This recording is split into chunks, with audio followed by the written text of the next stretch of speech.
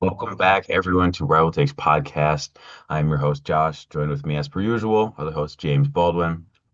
Again, before we get started, just go over. You can follow this podcast and us at Rival Takes and on any single platform you'd like to. We're on everyone. Look us up, find us, and just engage with our content. But it's been a little bit, James.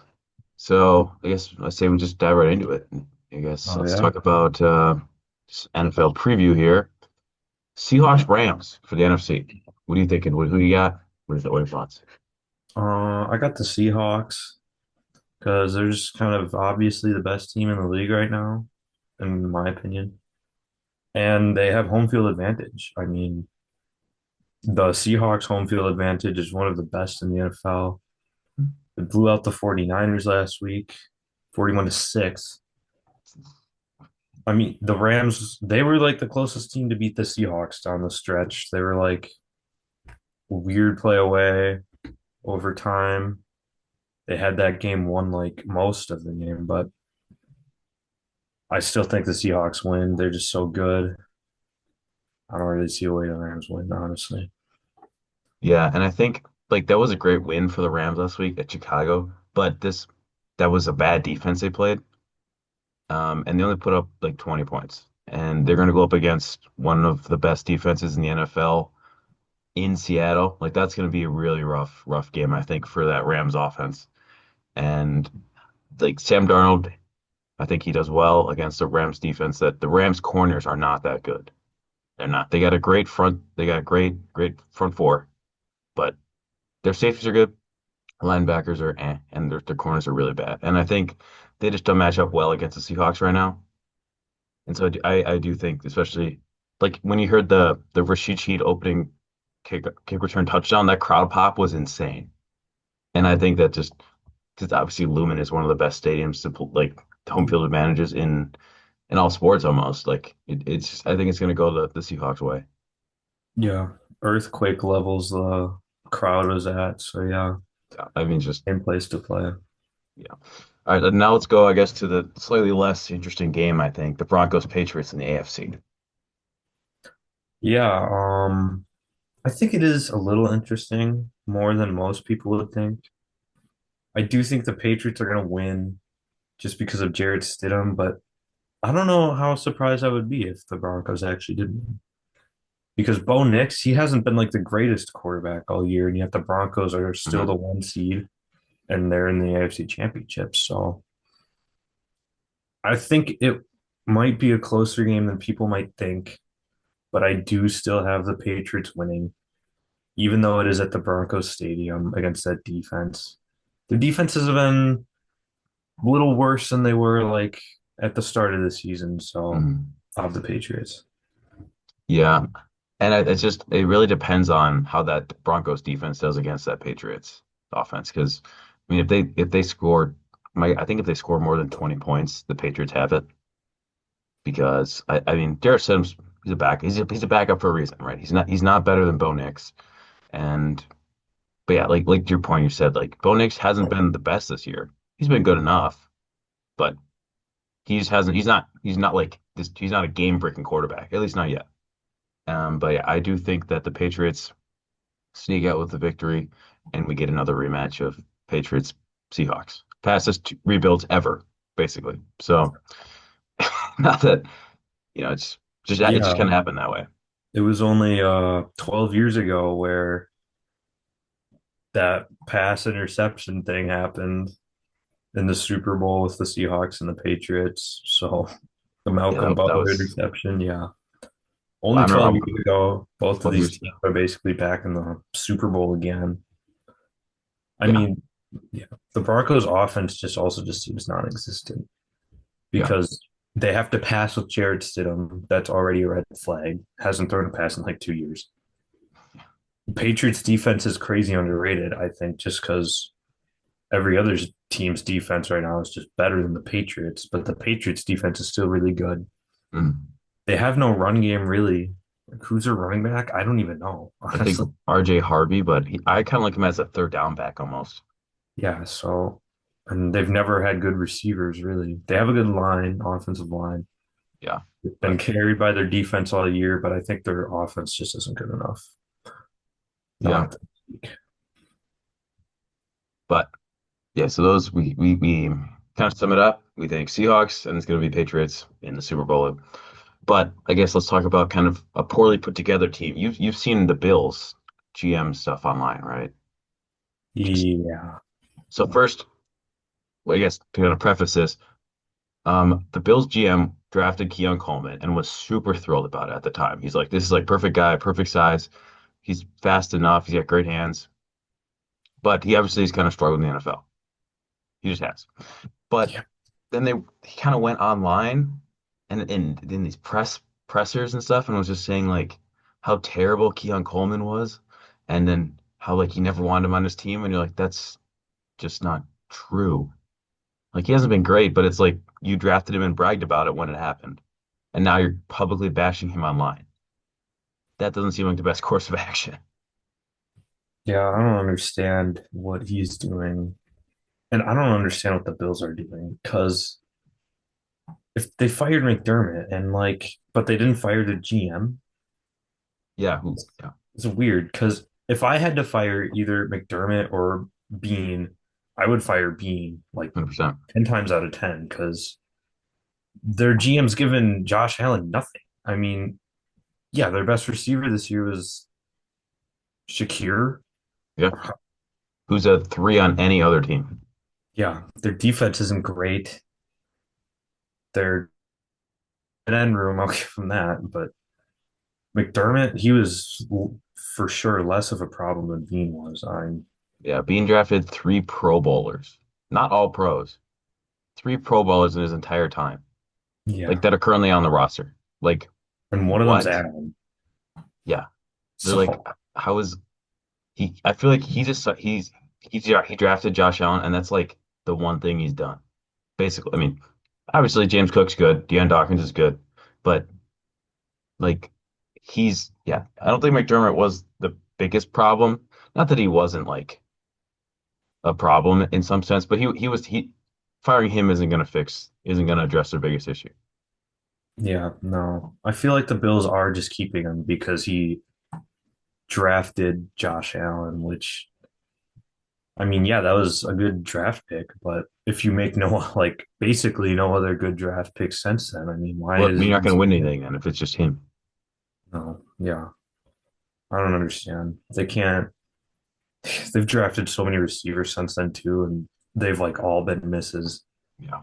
Like Diggs won the league Brandon too. Cooks was playing meaningful snaps and had one of the biggest plays in that Bills game in 2026. Brandon Cooks. Like Yeah, that just shows the lack of just talent that stems from the GM not being able to do his job.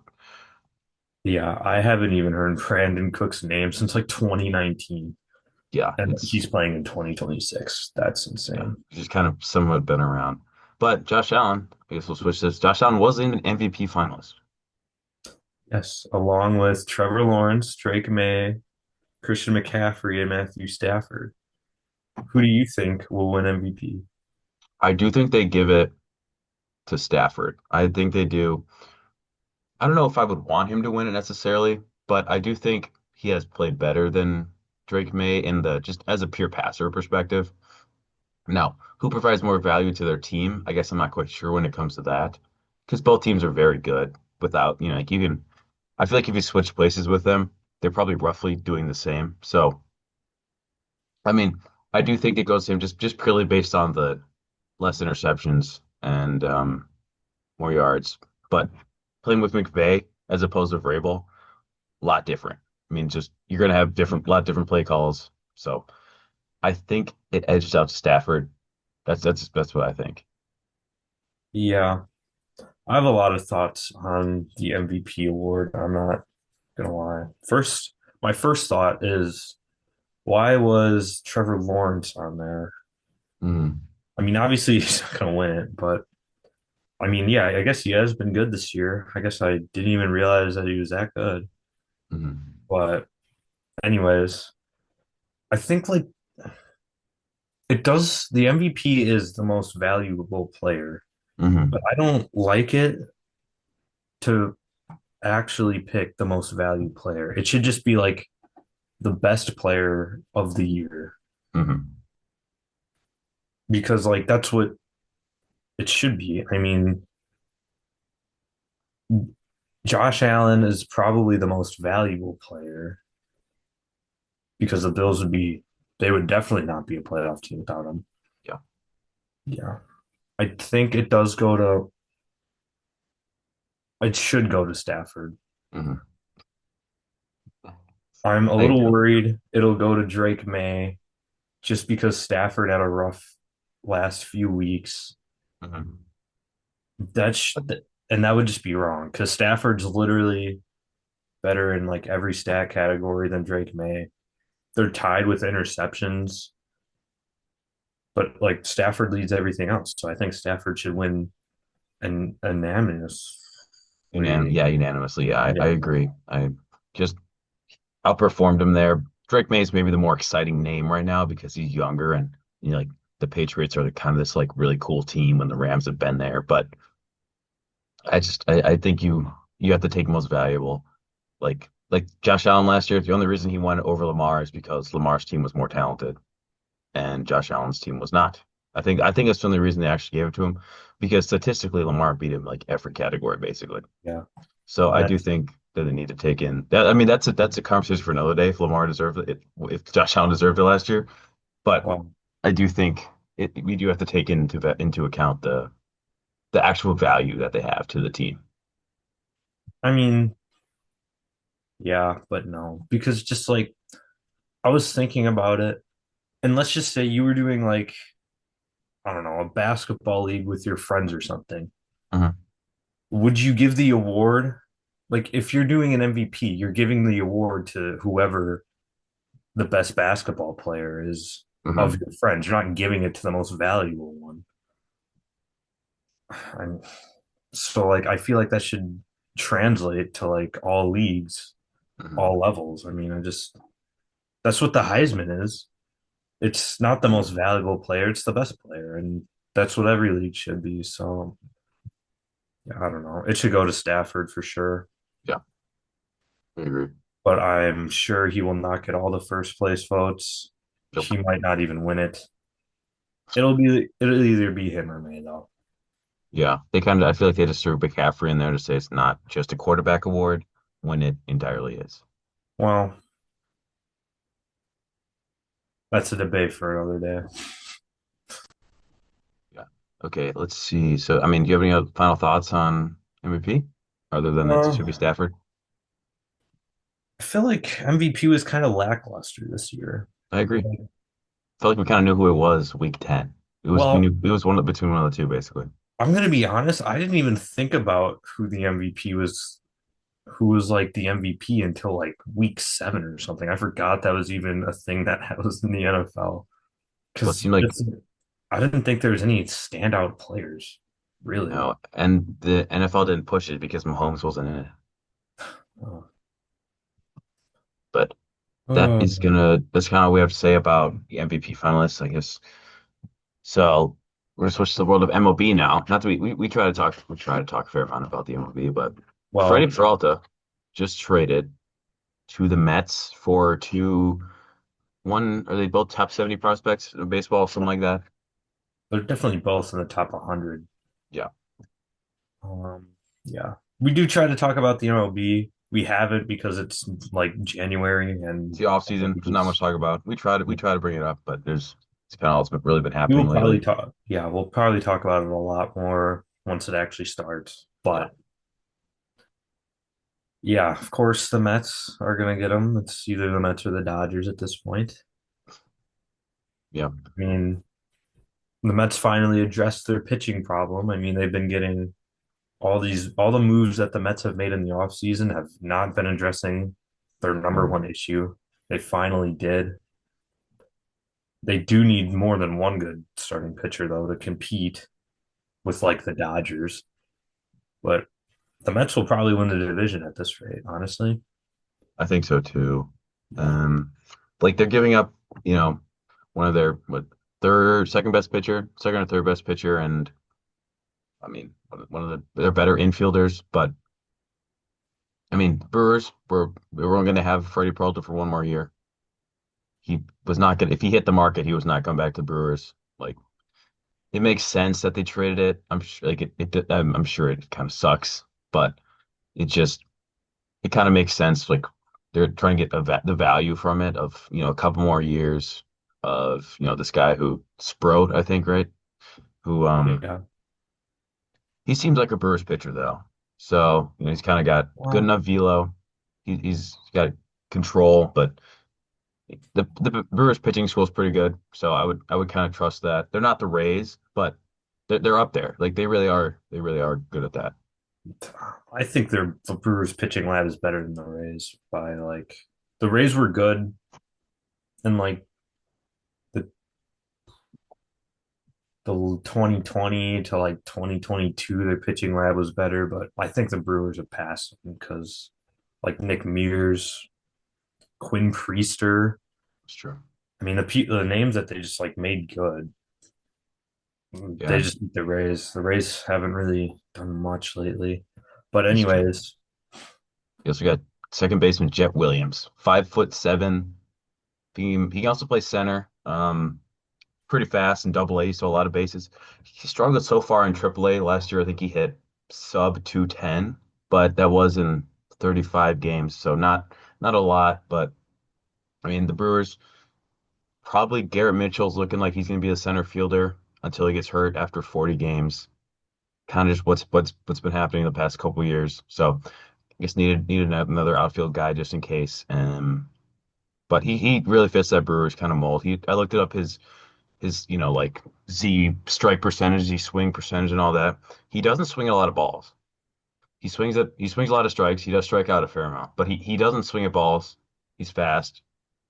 And he's just kind of pesky hitter, like that really does kind of scream Brewer, like Caleb Durbin, right? Like it kind of fits the mold. And I mean the Brewers knew that they were going to have one last year with Freddy Peralta, or they're going to kind of get 2 or 3 years for the same price of two other guys. So yeah. from a business standpoint, it makes sense.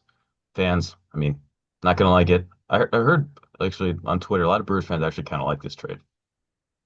Well, yeah, because if you're a Brewers fan, you kind of just got to expect that they're not going to pay Yeah. anyone at this point.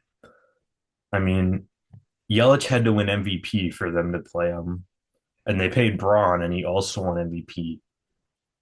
MVP is the only way you're going to get paid by the Brewers because even Corbin Burns won the Cy Young, and they shipped him off. So, Yeah. yeah, I think Freddie Peralta, he probably wouldn't have. I don't know how excited he was to go back to the Brewers, honestly, because I looked at his Instagram and he is like he loves the Brewers. I mean, I don't want to say that he hated the Brewers. He loves Mhm. the Brewers, but he seems really excited to be on the Mets, honestly. So he might re-sign to the Mets. He probably will, in my opinion. That's Yeah, might as well. yeah. I think both teams kind of did good in that trade, honestly. Brandon Sproat, yeah, with the Brewers pitching lab. Jet Williams fits the scheme of the Brewers. Yeah. The Um, Brewers always kind of seem to reload. Like they really do seem to trade well. Like not obviously not every trade works well because that's just the game. But they really, especially with these trades this last couple years, it really seems like they kind of know what they're looking for, and for sure in pitching. Like they traded for the Royals guy, right? Angel Zerpa. Zerpa, which we talked about and we didn't actually like it, but I mean you got to kind of trust the Brewers pitching staff there, what they're gonna kind of work on. So Well, we'll see. Angel Zerpa is a different conversation. I don't want to go there, but I do want to point out no, I have not seen anybody mention anything about Tobias Myers at all. It's true. He was also part packaged in that trade. Yes. I mean, obviously, Freddie Peralta is the big piece and he overshadows Tobias Myers by a lot. But Tobias Myers, he's not even that terrible. He No, did, I mean, yes, he did do terrible a little bit last year, but I mean, he can be fixed. He's still like 24, I think. He's in his early 20s for sure. mm, The Mets can fix him. The Brewers could have fixed him. I don't really know why they traded Tobias Myers with him. I feel like they could have done the same trade without Tobias Myers, but whatever. Yeah, This, must really trust their bullpen. yeah. I also would want to mention that Mackenzie Gore got traded to the Rangers, Yes, and the Nationals got so much more valuable out of, or so much more value out of a much worse player. yes, yeah, like five players, right? And they were all top 20 prospects in the Rangers organization. Yeah. Like, I So just, the little, Brewers trading, they don't really seem to lose trades, they but don't like, take I a lot of feel they don't like, take a lot of risks though, is what it seems, you yeah, know? they just don't. They definitely let the Mets have a discount too because David Stearns and their relationship. So the Brewers got less of what they could have if they traded him to like the Yankees or something. But Yeah. I think they also wanted the Mets number one pitcher, but I don't think the Mets were really open to that. Or maybe it was just him then. I So heard that the Brewers asked for Jonah Tong, but the Mets said no, and they still traded them to the Mets. yeah. So But anyway, we talked about this trade for a while. yeah. And What is the future of the MLB looking like because of like the lockout and stuff? yeah. So basically for those who don't understand, the players don't want a lockout. Because the players actually don't want a salary cap at all. Because if you're a player, why would you want it? So, but the majority of the owners actually do want a salary cap. And when they agree on it, the players are not going to like that. So they are going to probably strike. You know, 'cause it is a players' union, so they do strike. And when that happens, it's a lockout. They don't play. So I mean, not that it will happen, but it is definitely looking more and more likely that it's going to happen. But I think people are overestimating what it means because they can just come to an agreement. Like it can just be like, oh yeah, we've missed the first 10 games of the season. Okay, we have 152 now. Like I think people are making it out more like I don't think it's going to be a year-long thing. No, I don't know why people are saying 2027, the entire year is going to be canceled. Because I mean, come on, do we really expect Manfred and all the other owners to not make any profit for an entire year? Yeah. There's just no way they would want that to happen. They will settle with the players Yeah. like for whatever. And there was a lockout in 2023 and the season got delayed like a week. Yeah. So it's So I it's feel like, yeah, it's not going to be the entire year. I probably don't will really see happen, how but I this just yeah. goes past a month of delaying the season, honestly. No. But there for sure, I think there would definitely be a lockout. It just won't be as long as people think. Yeah, and we'll see kind of what I actually am not sure of what they'll agree to, the players union. My guess is they either agree to an insanely high salary cap or they do, but then still allow deferred payments, which then why do you even have a salary cap? You know? But that's neither Yeah. here nor there. That's kind of just what I think is going to happen. And do you have anything else kind of finishing up about what do you think the future, beholds? I'm kind of worried about the future of the MLB Hmm. because also I saw that thing about Manfred's like in season tournament that he wanted to do. That's concerning and shouldn't happen. Doesn't work in the NBA. Yeah, I mean, Yeah, and then he's going to the modify the future of the rules even MLB looks more. a little shaky to me. Yeah, I agree. But what do you think? Okay, brighter news. Indiana Hoosiers are national champions. What do you think? What do you think? I mean, how do you think they played? How do you think Miami played? Give me your reactions. Yeah, we haven't done a podcast since the day of the national championship, so Yeah, we are very late on this, but that was another good game. Great way to end off the college football playoff. I'm surprised Miami kept it that close. I mean, yeah.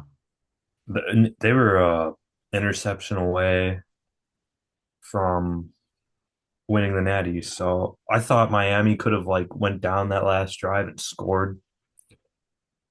I'm happy for Mendoza. I wanted Indiana to win, honestly. Yeah. They're probably I think, yeah, they're probably on like the 2019 LSU level after that.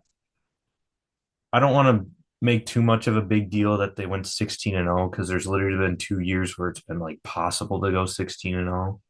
Yeah. But like, yeah, Indiana's great. That was a fun game, fun way to end off the season. Mhm. I'm really excited for college football's future, honestly.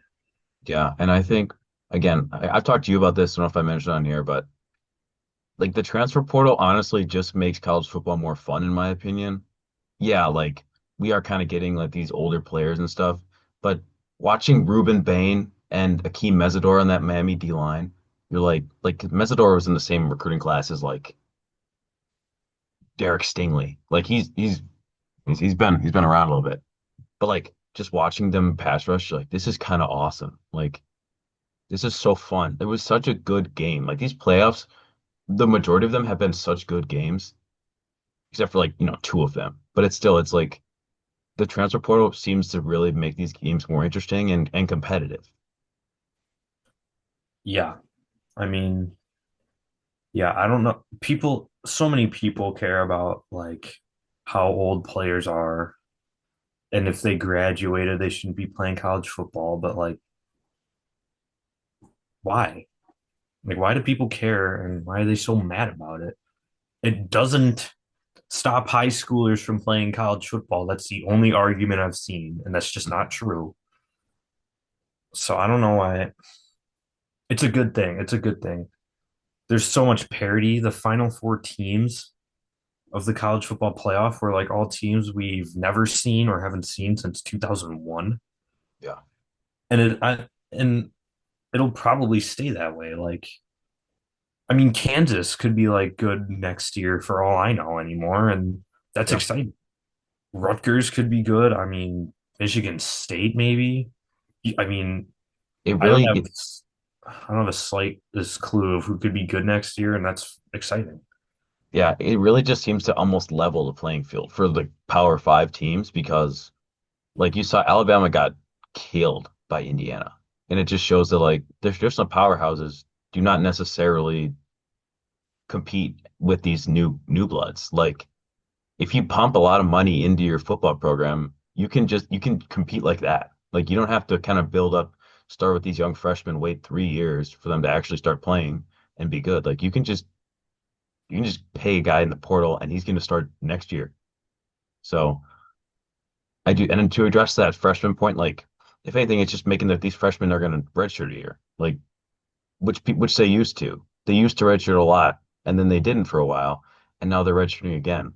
So it's like pick your poison, right? Like they're either gonna redshirt or they're gonna play. I mean, like, what do you want them to do?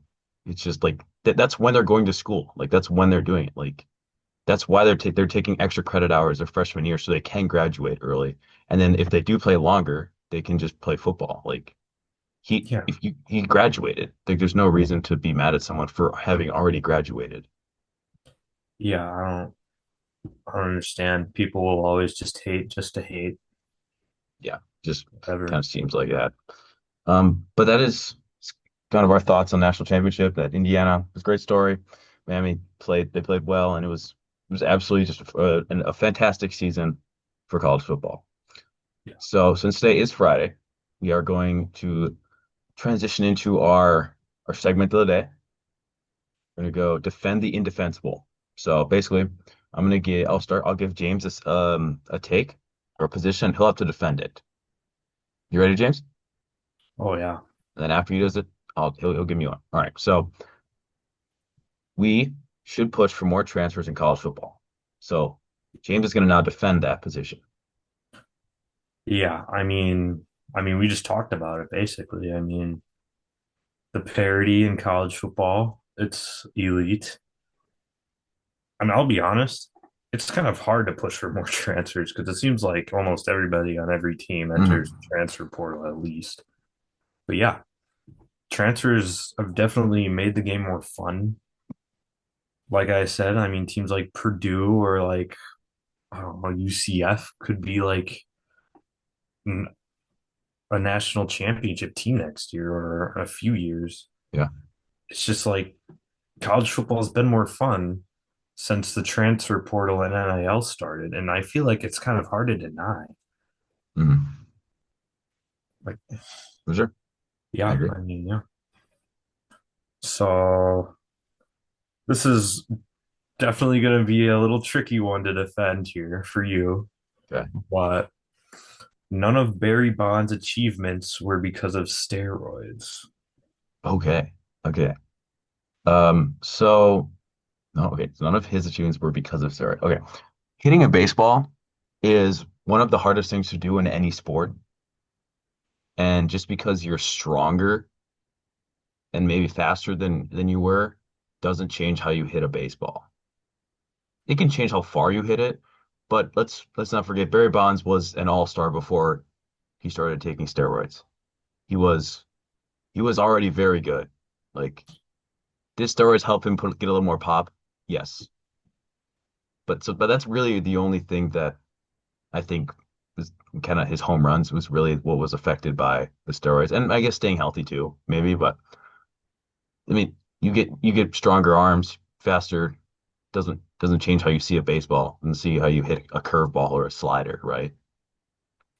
No, for sure not. I mean, Like, like, no. I get it's not my position to defend, so I don't know if I should say anything, but go for it.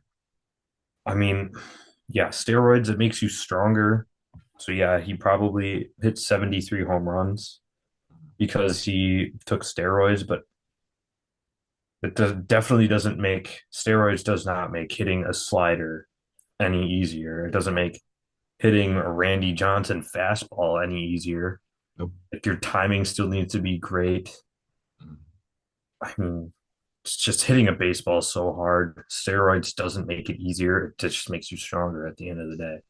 And Like yeah, he won MVPs before he took steroids. yeah, So like people seem to forget, think that he was some nobody. No, he was very good before.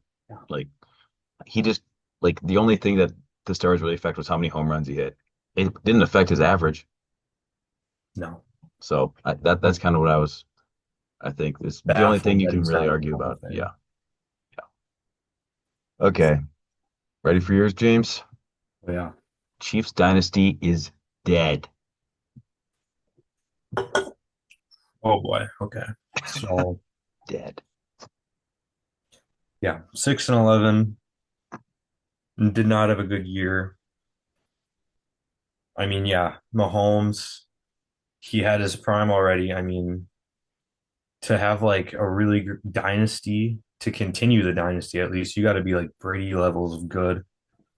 Mahomes could be, but I think he just won't since I'm defending the position. I mean, yeah, Mahomes, he's ACL. That might maybe Yeah. that'll off track. Later in the season too. So you're gonna Yeah. start without him. So next year, if they start like I don't know, 2-6, it'll definitely be hard for Mahomes to like get them back in the playoffs. Travis Kelsey, I think, is going to retire because he just hasn't really looked good for years. Andy Reid, he's getting older. He might retire soon, and his play calling has gone downhill. I mean, just and those are really the three key pieces that the Chiefs dynasty had Hmm. because their receivers and their running backs, they've never been like elite. They did They had have Tyreek Hill. Tyreek Hill was like the only one. yeah, and but he's been gone for years, and the Chiefs have probably done better without him, honestly. Yeah. Chris Jones, he's getting older. Yeah. Their defense has always been good, and it just wasn't as good this year. Yeah, so I mean, that's why I would defend if the Chiefs dynasty is dead. I mean, the Yeah. AFC is only getting harder too. Yeah. Okay, what do you got So for me? yeah, the last one here about the NBA. Get ready because this is kind of ooh, but Okay. the Clippers are the most dangerous team in the NBA. Okay. Um, so right now they are 10th in the West. Okay. But if you think about it, they really do have the pieces to be very good. You got Kawhi, who is one of the most underrated players of all time, in my opinion. He is very good. He's very injury prone, but like when this team's healthy, you get Paul George back, like it is really like you have top end talent on this team. The problem is just haven't been healthy. But if they get healthy, I think they can make a run. I don't think they will. Let's clarify that. But if they get healthy, they could make a run and maybe shock a team getting the play in because getting the play in is not that actually hard to do. I think they get in the play in, win a game, or is it two games? I don't know how many have to win, but get it actually into the playoffs. And then anything's possible once you're in the playoffs. So they could go on a run. They could be dangerous. They could ruin some great teams' season. So I mean, it's got to be healthy. That's the biggest thing. You got to have the stars out there together. You got to. Yeah. I So I mean, think they can be dangerous, but any team in the NBA can be dangerous. 2019 Kawhi carried the Raptors to a Yeah, finals win, and they have like Harden and Paul George, and so yeah. It's got to be healthy. That's the biggest things. You go on a run. unlikely but Unlikely, but possible. yeah, unlikely but possible. So that's how I would defend that take. But that has been our time today. So thank you so much for watching. Obviously, I've been your host, Josh, joined by my other host, James, here. And we thank you for tuning in. And yeah, just make sure to follow this podcast at Rival Takes on any platform. And we will see you next time.